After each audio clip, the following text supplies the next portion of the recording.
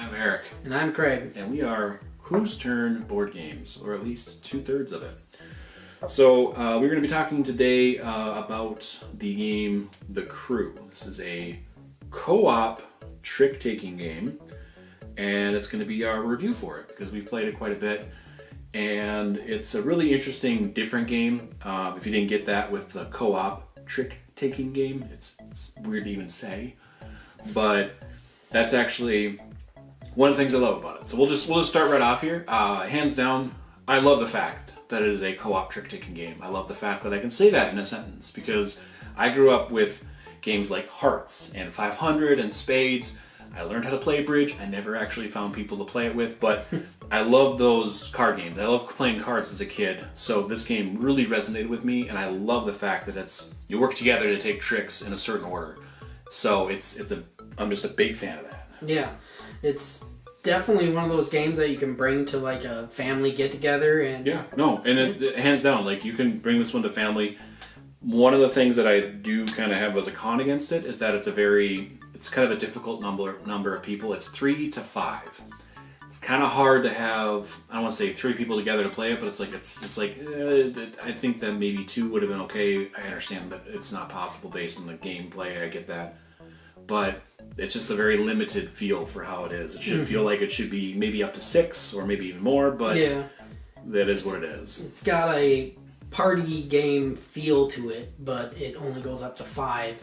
This is definitely a game that you kind of get people together to try and play in a night because it says it takes 20 minutes, but if you're going to be going through a lot of the missions, you could be playing this literally all night. Yeah, in case you don't know, there are 50 missions, and they range in difficulty. They obviously start out kind of easy, where you just have to take, they have different objectives, so you have to take the one trick first, so like this card first, the 9, a yellow 9 first. Okay, cool, someone just has to take that trick. And then it kind of gets to the point where you have 3 or 4 cards out that have to go out in a certain order, and they have to, like, one has to go before this one. It doesn't really matter when it happens, but it just has to go before. So that's kind of a con, and the fact that it's a little confusing to set some of the missions up, but it makes it so it can be a lot of, like, it's always very unique, always, because it's obviously a deck of cards, always going to be different. It's just the fact that it can be kind of confusing from there. Yeah, it definitely can be confusing trying to explain the order in which people need to do that, and, like, explain in general that it's a foremost co-op trick-taking game.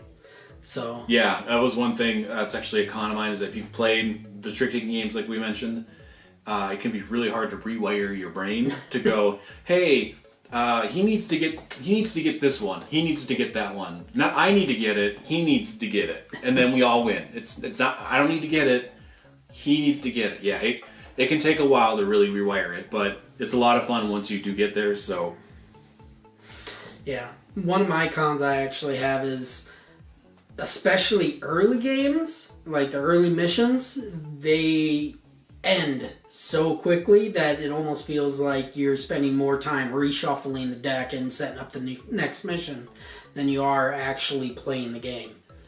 Yeah, and that comes to be a little bit later too, when you get stuck, because that's one of my cons, that you can get stuck on a mission where it's like, no matter what you do, the cards just didn't fall in the right order, or it's impossible with the cards you have set up, because there are times where it's just impossible to get the particular objectives in a certain order. And then like just flat out starting, knowing that you can't win, that can be a little disheartening, but also it's a giant waste of time, because you're like, well, we're not winning this one, but I have to like kind of keep playing until we do, and then it's just, okay, we lost, let's reshuffle. Because the second you lose or the second you win, you stop playing. That's it. You congratulations, you won the round. Yeah. Which is really actually one of the nice things, is that it can take as long or as short as you want. Yeah, you can. That's one of my pros of this game, actually, is you can start it, like if you're waiting for 5 people, you got 3 people there, you can just pull this out, play it until your whole squad shows up, and put it away when you're done. Yeah. Most of the time, it's anywhere from, like I said, 20 minutes or less to an all-night affair if you really want to try and jump through a all of the missions. I don't know if I've never been able to complete this game in one sitting. I think we played for like 2 or 3 hours. We got to about like the mid-20s, so you do need a solid chunk of time, and you do get burnt out of playing it after so long. So it's a really nice, like we said, time filler. The problem I have with that, and it's actually one of my negatives against the game, is that they only give you, in the instruction booklet, which is also with a mission log, one set of, hey, how many turns did it take you? How many turns? I would prefer, and we're going to have going forward, because we've run into this issue, just pieces of paper with it saying who was playing, what mission we got to, and so on and so forth, because I've started a game where there was 4 of us. We started a game where there was 3 of us. Mm-hmm. I started a game with my mom where there was 3 of us. I started a game with my mom, my sister, and my wife. There was 4 of us. I don't remember what mission we were all on. We don't remember. So it's like, okay, it's nice to start over so they can experience that, but it gets kind of frustrating because you're like, I know I was at like mid-20s doing a really difficult mission, and now I have to go for mission 1, which is just, hey, someone has to get this yellow 9. Mm-hmm. Like, okay, cool.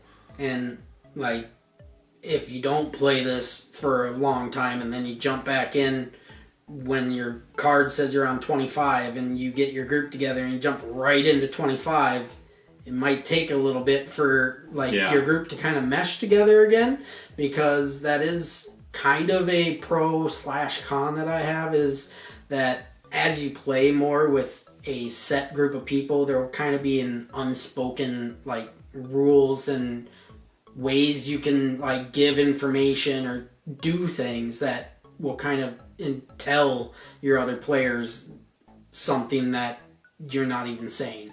Yeah, and that it makes me think a little bit of Hanabi, where we played that game so many times to get a perfect score. We finally got it, but we made up unspoken rules, and that does happen when you're playing with the same people for a long period of time. It just happens, and that is like you said, it's both a good and a bad thing, because it's like it's good because it's nice to keep moving with missions.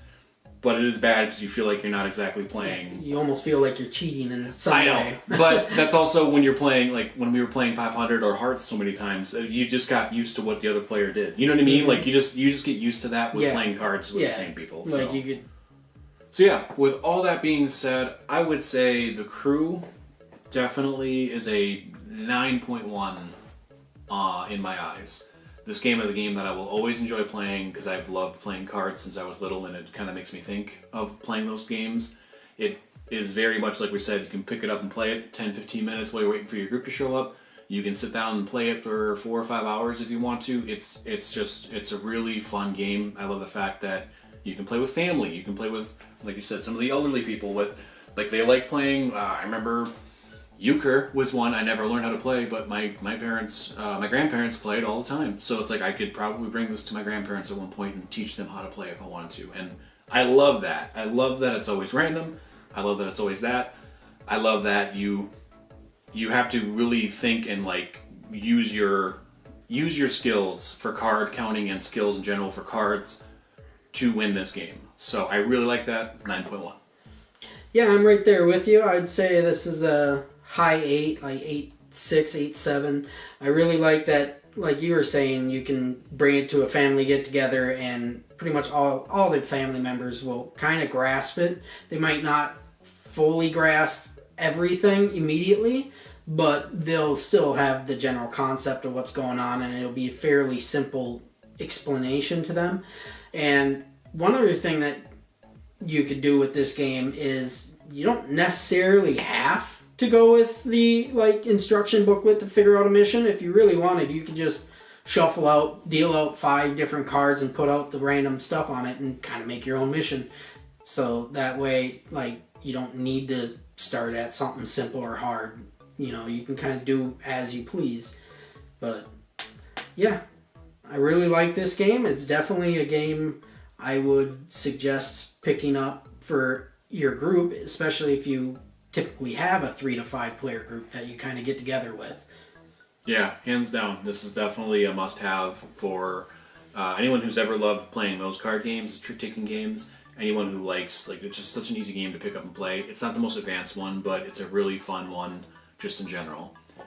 Other games that kind of like this, as I had mentioned, Hanabi. Mm-hmm.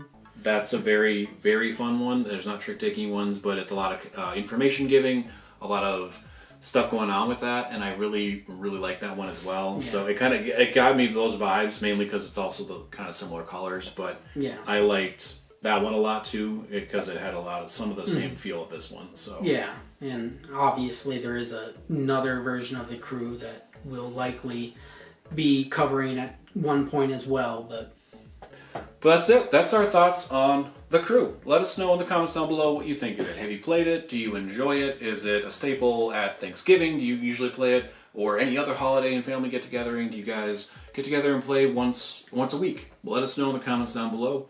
If you like the video, go ahead and give it a like. If you want to follow us on our board game journey, go ahead and hit the subscribe button. It would really help us out. We really appreciate that. We're kind of still figuring out what we're trying to do with everything on this platform. So, other than that, I have been Eric. And I'm Craig. And whose turn?